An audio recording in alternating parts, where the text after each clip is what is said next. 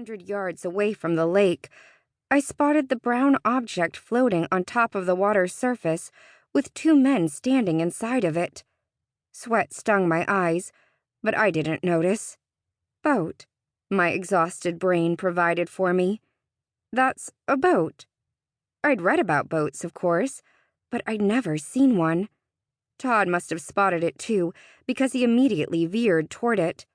It flashed across my mind that those men could be Marines, but in that moment, I didn't care.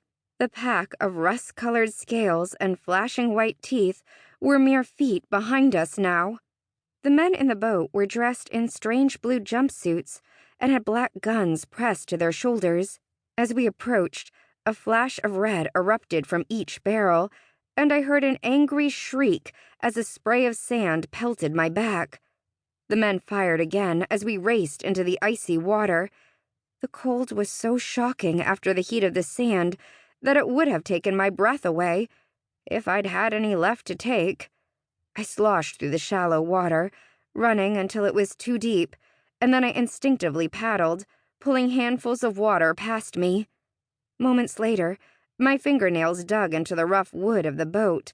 One of the men grabbed the back of my tunic and heaved me up over the edge, while the other stood firing shot after shot into our would-be assailants. Todd and Sean landed on top of me as they too were hauled in.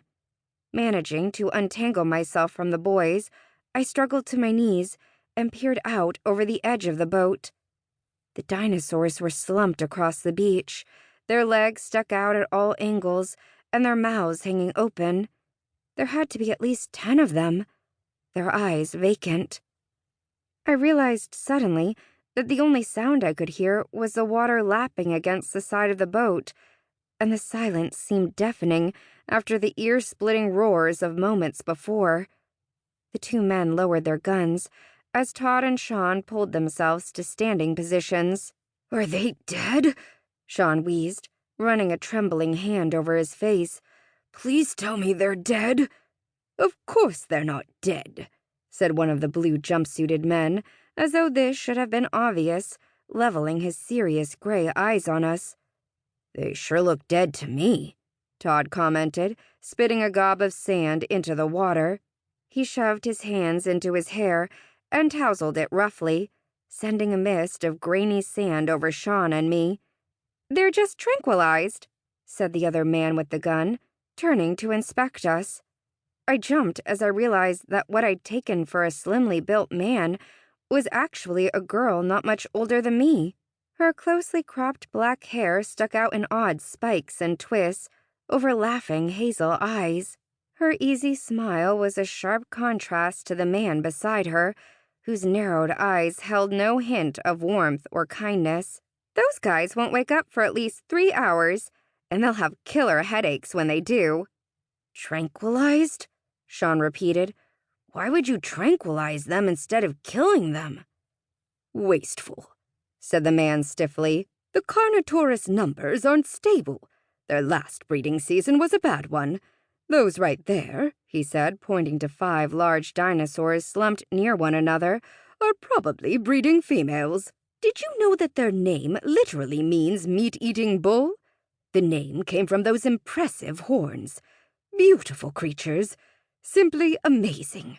Their eyes face forward instead of off to the side like all the others. One of the reasons they're such efficient hunters.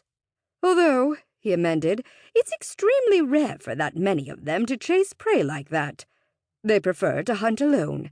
In fact, I've only seen that behavior when they believe their young are threatened." I'd never heard someone talk about dinosaurs with such obvious admiration. "You mean like if someone fell head first into a nest and cracked an egg open with his big head?" Todd grumbled, glaring at Sean. "Right," Sean said, "because I meant to do that. It was loads of fun on this end. By the way, why did you rip my shirt off?" he asked as he attempted to scrape the layer of sand off his neck and shoulders that the lake water hadn't already rinsed off. "Because I was trying to avoid that," Todd said, pointing to the beach full of not-dead dinosaurs. He shook his head in disgust. "Obviously, it wasn't enough."